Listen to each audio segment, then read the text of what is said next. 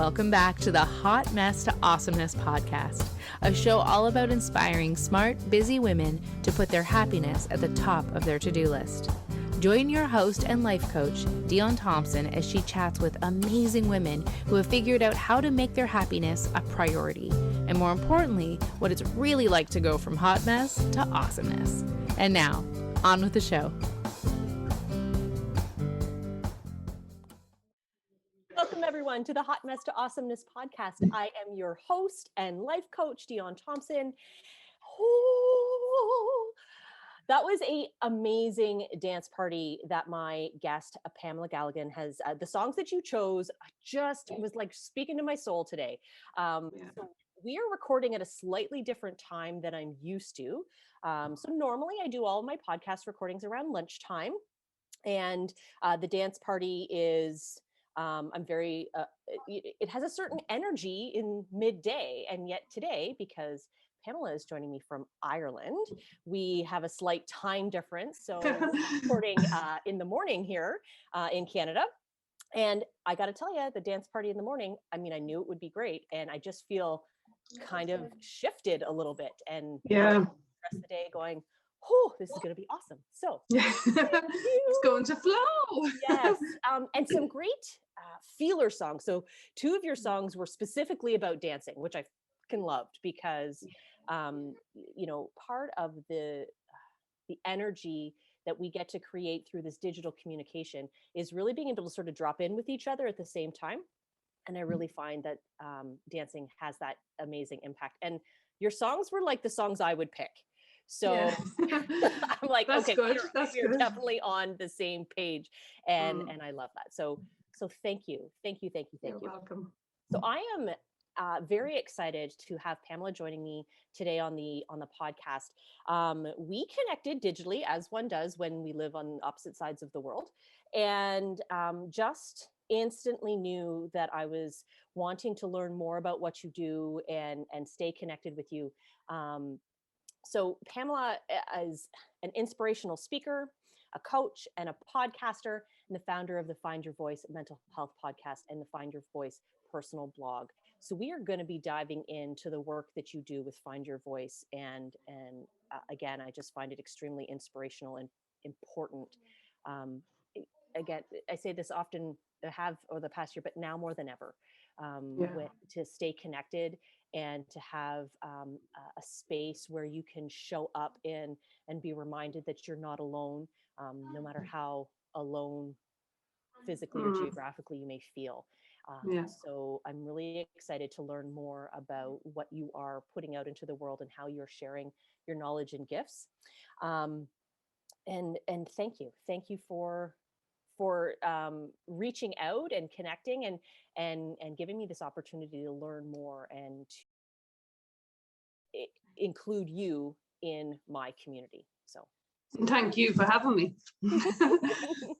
And I love your top for St. Patrick's Day. Yes, so we are recording on St. Patrick's Day, and I thought, when we had selected this date, we were both kind of like, wink, wink, nudge, nudge. It'll be funny to interview the woman in Ireland on St. Patrick's Day. Yes, and then, so my family and I are in isolation right now, and I'm like, okay, well, I gotta do something while we're all in here, and so I found my green tops. There I only have the two. I wore them at the same time, and I feel like we're a little extra connection today. So yes, absolutely. Celebrate today of all days. Wonderful. So Pamela, tell us a little bit about Find Your Voice and what it is that you've created, and let us know why. What prompted you to put together this community of individuals, and why specifically you felt it was necessary? Good questions. Well, from my own experience, from not having a voice for over 23 years, I went through childhood sexual abuse as a child from the age of 10 to 14. So it was a lonely time. It was a dark time, but the name just came to me one time saying, find your voice, because I had no voice for so long that I wanted to be able to share my experience and my voice with other people who have been going through the same. And what I've really found is so many adults are only coming out and speaking now. So many people have been affected by this, and 1 in 4 people will be affected by childhood sexual abuse in their lifetime. And that is massive. That's huge. So it was just like that name just really came to me one day, and I had this urge just to get it out on a blog on Facebook. And I remember just, having to just set it up, and loads of people obviously wouldn't have known my journey, and even my family and stuff. So it was a huge step for me, but I just had this urge, I had this niggling in me that I needed to share it. And I was scared. I was like, didn't know what way this was going to go. But I just felt that everything I had gone through in my life up to this point, it had to mean something, and it was going to mean something. So that's where the whole Find Your Voice, my personal blog started from. I started just writing about my own experience, sharing little snippets of my journey, from little bits from my abuse to my depression, and to, just what way it makes you feel, because you're so isolated and you're so alone and you couldn't talk to anybody. And this was in an era where, there was no social media, there was no one to look up to, there's no one to aspire to, there was no one to look on Facebook or Instagram and say, my God, they went through that same experience, so I'm not alone. And if they've got through it, I'll keep watching this person because it gives me hope. Where now I have gone through that experience and I have the voice to be able to do something with it. I don't keep it to myself, which I did for a long, long time, because I was so scared. I was procrastinating a lot, but I was just so scared to come out and to be so vulnerable and to share, put my heart in my sleeve, which I do. Anything I share, I really just, it's all or nothing with me. There's no in between. So what I share just, it really comes from the heart. So I can do some good with what I have gone through. So to share something that was so difficult and so hard for me to something that can be my superpower now to help and inspire other people. Brilliant. So Absolutely. And I know that you're having a significant impact on globally now, and that is definitely one of the benefits of the expansion of the digital world, is people being able to connect in ways that it wasn't possible before. I'm wondering, so you'd said that you'd had that niggling, that, and what I would label maybe intuition at this point, yes, that knowing. Yeah. Is that something that, had you had that kind of experience before, where your intuition was like, hey, pay attention to me? And I would say it's like a little woodpecker on my shoulder. That's the way I would nearly describe it. And it's like, when are you going to wake up and go on the path that you're meant to go on? Because I would go so far on my path, even with my personal blog, and I'd stop myself and I'd pull myself back, because I would win an award for the most self-sabotage person in the world, probably. And I'd go a certain direction, and everything would be really good. I'd be getting positive vibes and everything and good response, and I'd stop myself and I'd pull myself back. And because I wouldn't think, maybe I'm not good enough, who wants to listen to me, what value have I to give to anybody?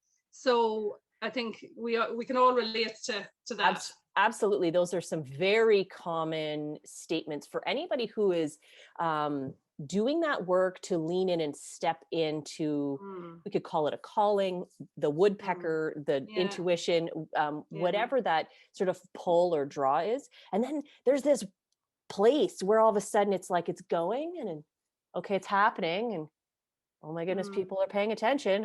I know. And so full stop, put on the brakes, right? It's a very common occurrence. And so what I would label as the fear of success, right? So you got past that fear of failure, like, okay, I'm going to do it. Just there I go. Blah, blah, blah. Okay. It's okay. Close the computer. Okay.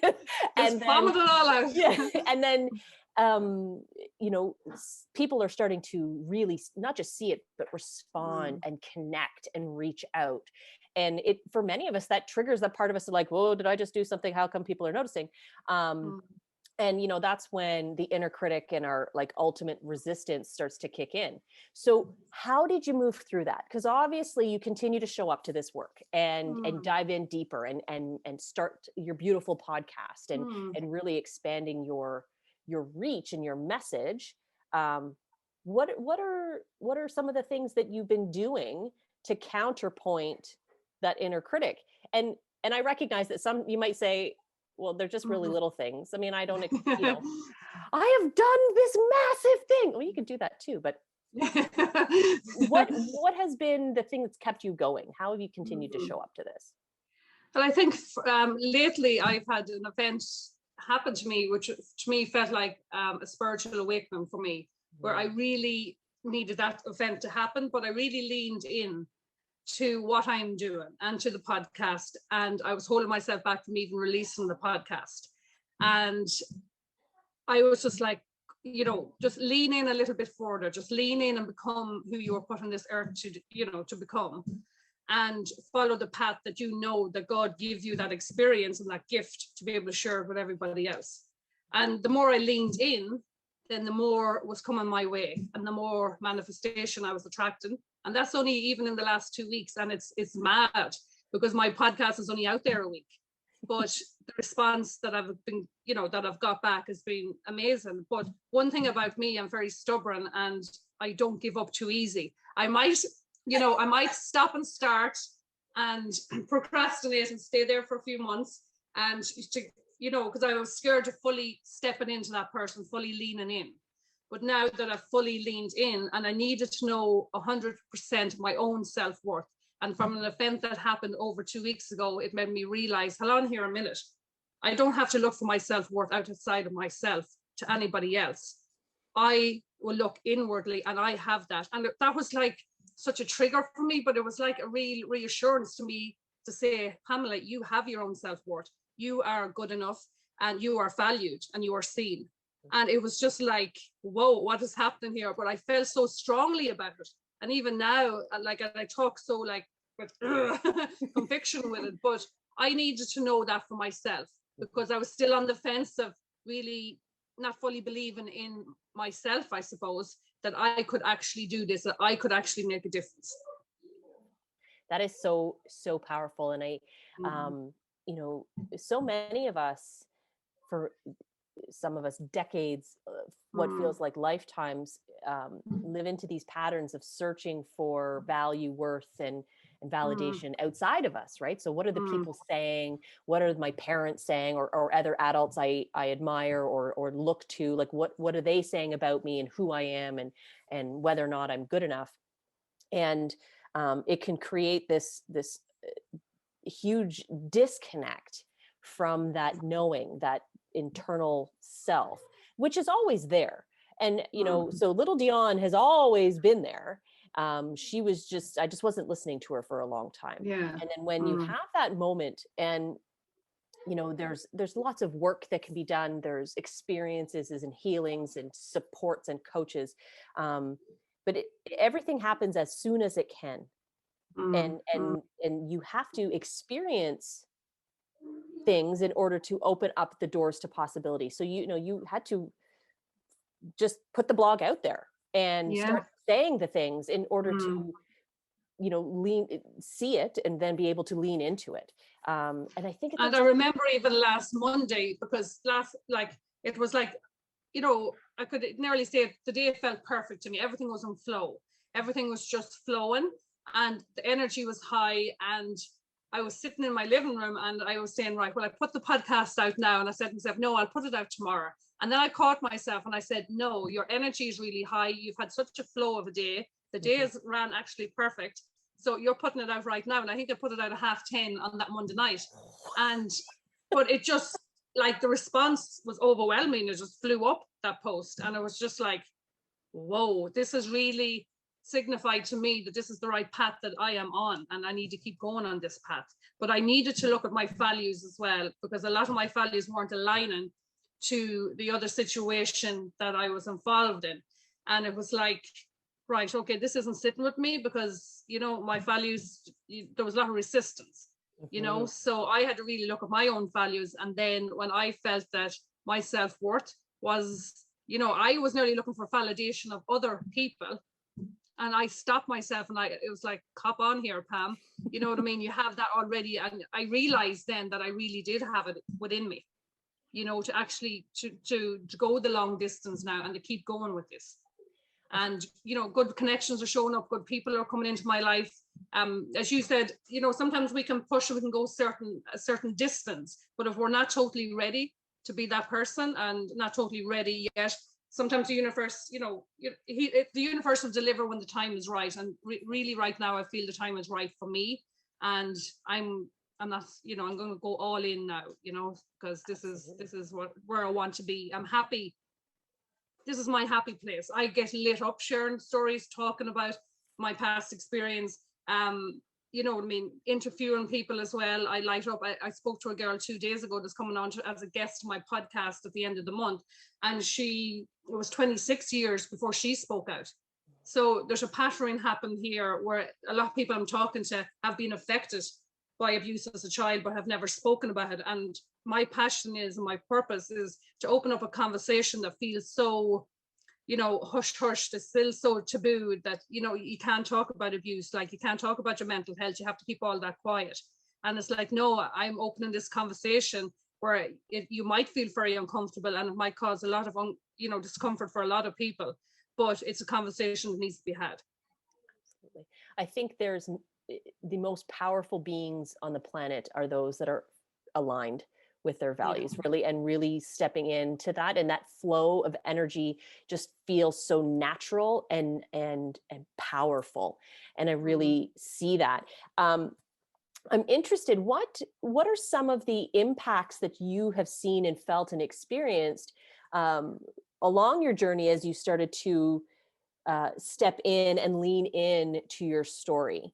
And because I know that, when we choose to be vulnerable and tap into that strength, and when we start to believe in our own self-worth, there's a ripple effect. And there's a lot of gain, and sometimes there's a lot of loss, which is usually a good thing.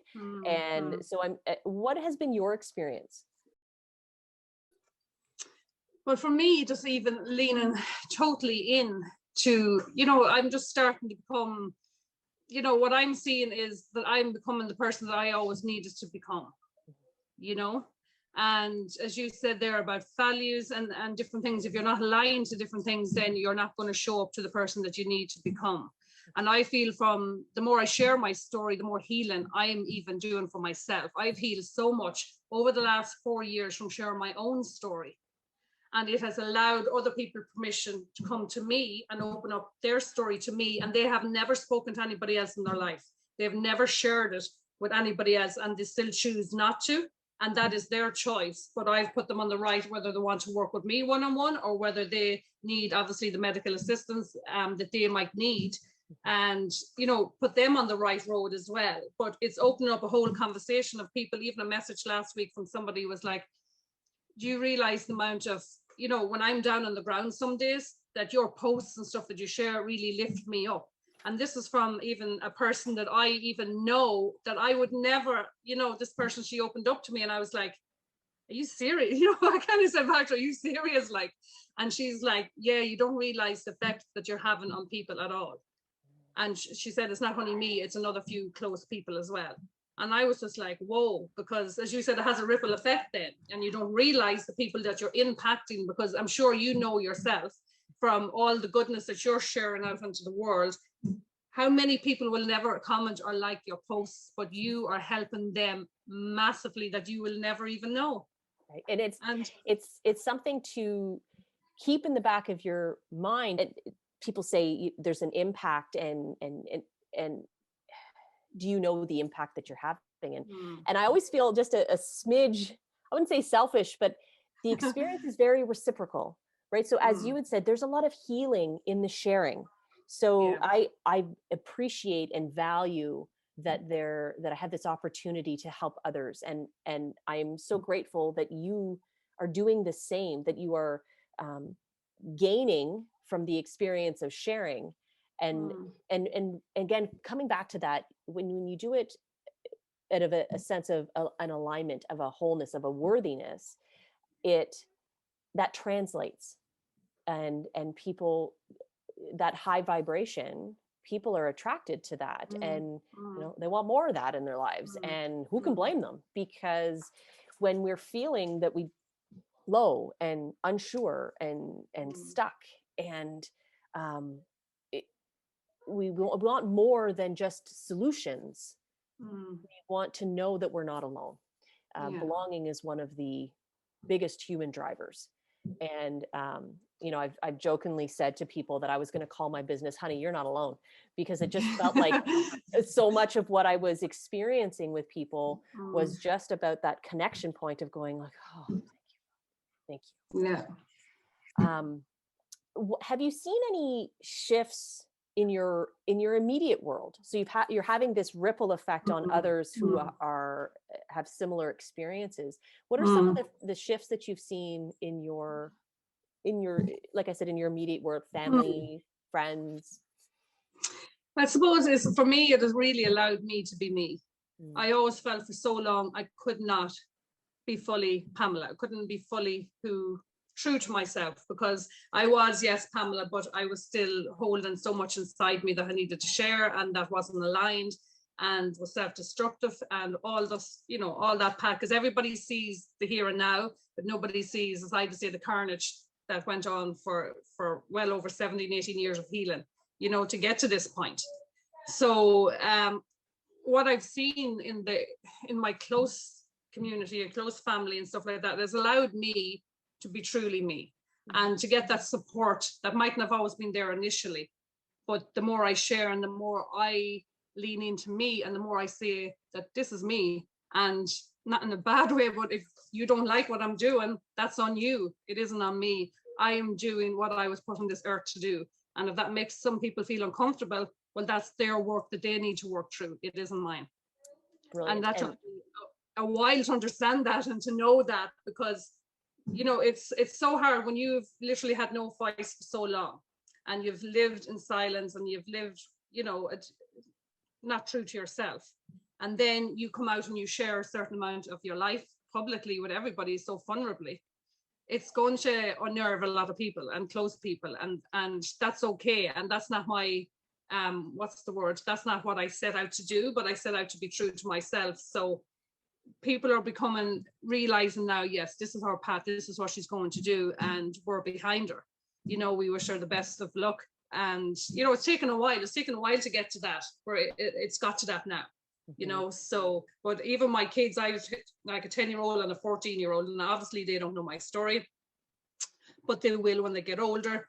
But the positivity within the house, from that event that happened to me over a week ago, and it was like my heart felt ripped out, and I was crying in front of my kids, and I felt even embarrassed and ashamed to be crying in front of my kids. And my kids came to me and said, "Mom, it's okay to cry. You teach us it's okay to show your emotions and to let your emotions out. So why isn't it okay for you to come out, and you're only human, and why can't you come out and cry and share?" And I was just like, whoa, why am I feeling like embarrassed in front of my kids? And my kids were actually, not coaching me, but you know what I mean, helping me in the way I would help them. Right. And it just made me so proud. It made me so proud of my kids to say, I'm doing something right. Absolutely. So. Oh, okay. If you're just listening, then you cannot see I'm very teary right now. That is so very powerful, and what a gift in a moment that maybe was not so much a gift. And what a great perspective to hold. And I really wanted to just highlight something that I personally truly believe in. So, I work with a lot of women who, due to experiences, perceptions, beliefs, and social conditioning, are hardcore people pleasers, and spend a lot of their time just trying to make everybody else happy, and trying to find value and worth inside of that. And so what you had said about you leaning in to your true self, becoming the person you were always meant to be, and if that gets under someone else's skin, that's their issue. And one of the things that I want to continue to reinforce is that the people that you were talking about here, they're fucking grown-ups, and they should be able to handle their own crap. And if they can't, that's still on them, because it's not our responsibility to handle other people's crap and to heal them, fix them, save them. And I think it even more powerful is when you do choose to do that inner work and go in and lean in. That's the ultimate way to support others, because it models, and it does in their own way give them permission whenever they see fit or find their own path to be able to do that as well. And that, I think, is another powerful aspect to the work that you're doing. So it isn't just inviting people to be open and to share. Like, you were being raw and real about this, and walking the path with people, not telling people what to do, but encouraging them to find their way. And yeah, absolutely, 100%. And it's like, for me, it's so important for me. I can be very direct at times, and maybe some of my podcasts might come across as quite direct, but I'm direct, but I'm real and I'm raw and I'm speaking from the heart. And that's what I want to do. I don't want to be so polished and so everything's scripted and polished. I'm not that type of person. I'm a person that will have an authentic conversation with somebody, and whatever way the conversation goes, it has a flow to it. It has it's real, it's a connection. And that's what's important to me, not to be coming across so polished that people can't connect. I want people to connect exactly to the rawness and to the emotion and to how real it is. Because I even remember sitting on a gate at the age of 10 years of age, crying my little heart out. And I remember even, I'm getting a bit emotional, but I remember even then saying to myself, not even knowing how or how this would play out, would I even be here? And it was like, what I am going through now, I don't know. I was a deep thinker. I was always a deep thinker. And I said, it's going to mean something. I believe in my heart that this is going to mean something. I don't know how, and I don't know what, I don't know where this path is going to take me, but surely to God, what I'm going through now, I can't just experience this and go through it and die. And for what? To go through all that loneliness, pain, like darkness, for nothing. It has to mean something, and it's going to mean something. And from a very young age, not knowing how, but I'm into my angels and I love my angels. And it just felt at that moment that there was, someone bigger than what I could even see that was there with me and guiding me. And I really do honestly believe they've guided me to where I am now, because sometimes even when I look back now, you wonder how you even got here, because there were so many times that I really thought I wouldn't be here. And I think that just needs to be celebrated as well. But it's even last year I turned 40, and I remember I was so excited about being 40. And it was so funny because my sister, a few years back, she went 40 and she didn't want to even speak about it. And she was like, no, I can't tell anyone I'm 40 and all of this. And we were laughing. And then she was saying, you're so excited to be 40. And why are you going on about your 40 so much? Why are you so excited? And I sat down and I said, because there's so many times that I did not think I would reach 40, because I didn't want to be on this earth. And I've hit this milestone of 40 years of age, and I'm still here. And I'm bloody happy I'm still here, and I'm glad I'm still here. So Pamela, yeah, and I'm emotional about that. I feel emotional. If I was ever not a believer of how energy transfers all over the world, I am like so feeling you right now, and so grateful that you are in your 40s. How wonderful for all of us. Yeah. And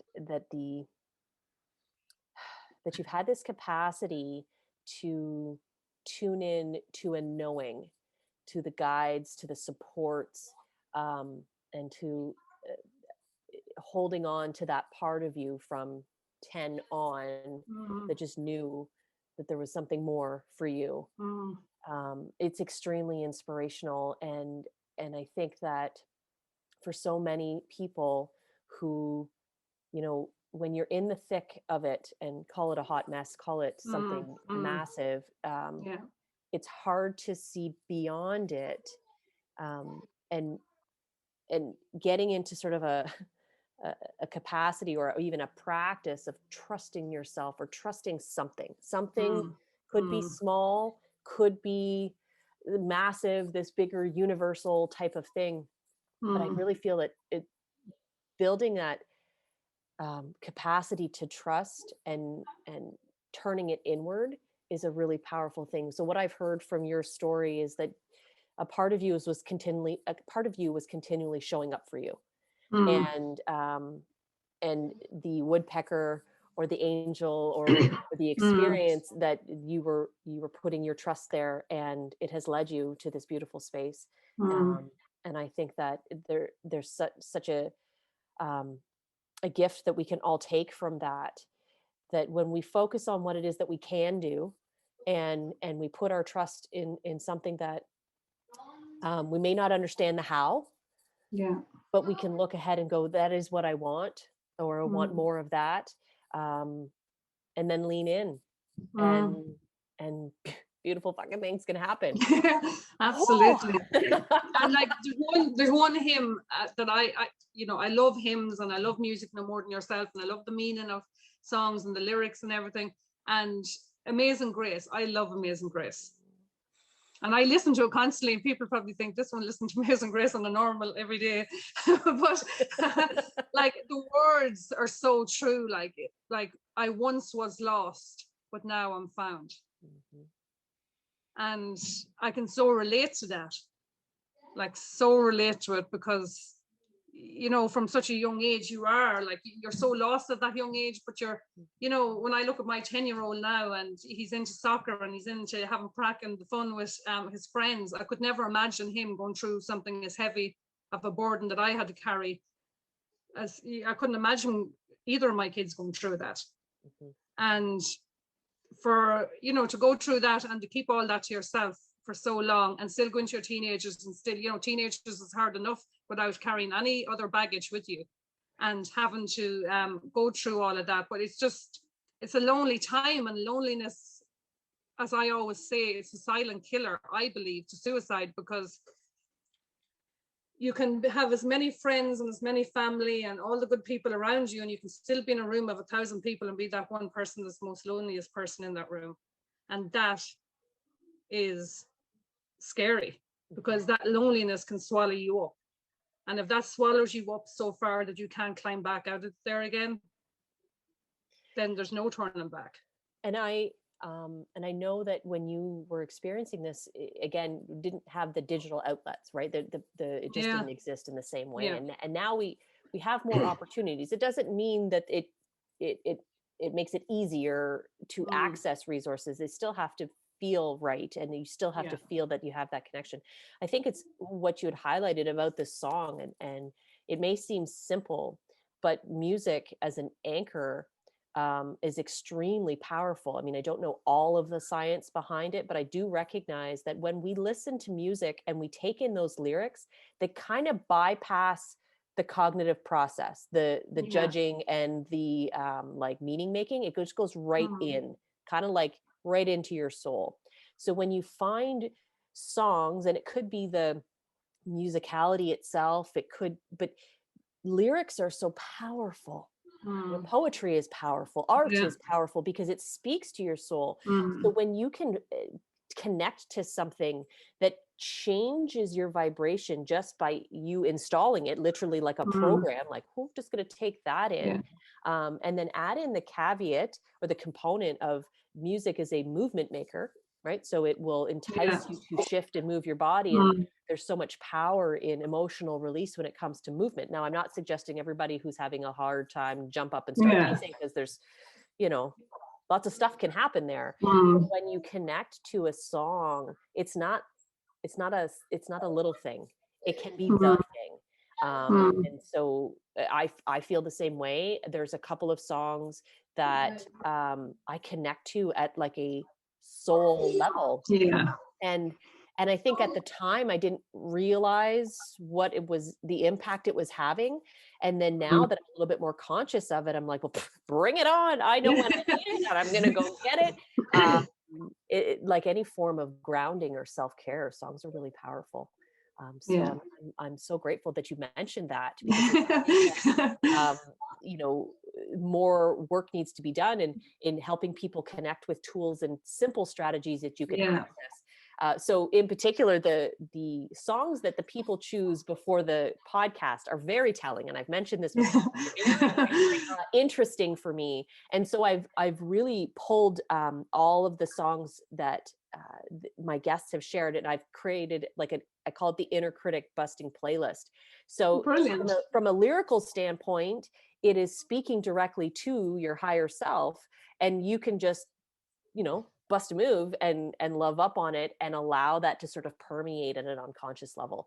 And I think that although Amazing Grace may not make the dance playlist, it definitely has its place. And so to be able to create something like that for yourself, of music and art and pieces that you connect with, even if you don't kind of know 100% why at the time. Super powerful. So thank you for mentioning that, because you're welcome. That's an awesome. So Pamela, tell us a bit. I know, so we have the podcast, which although it is in it's relatively new, it is wonderful, and I do love the way in which you've created it. And when I listen to it, I really feel a sense of connection. So I encourage anybody who's interested to definitely hop on and listen to. Thank you. Do you have like 8 episodes there now? There is, I think it's 7-8 episodes there. And I'm going to be interviewing a load of guests I've lined up, so there'll be lots of different guests coming on. So there's a lot in the pipeline. Yes, so definitely go on there and subscribe, and then you'll get all the notifications for all of Pamela's guests and upcoming episodes. Is brilliant. And while you're there, subscribe to this podcast if you haven't already. Exactly. And And I will definitely share the links for the podcast, for your blog, so that people can connect with you on social, and if they're feeling called to be able to reach out and ideally if they're looking for someone to help them find their voice, then I would love for them to connect with you. That would be fabulous.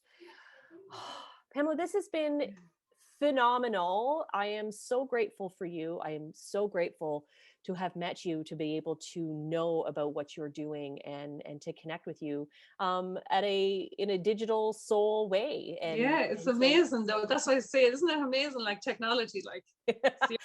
I am so grateful for it. And so before you go, what is one thing that you would love the listeners to take away from our chat today? Is to never give up on the person you're trying to become. Oh, that is so good and so brilliant. And thank you. Definitely. Thank you for that. Thank you for all that you do.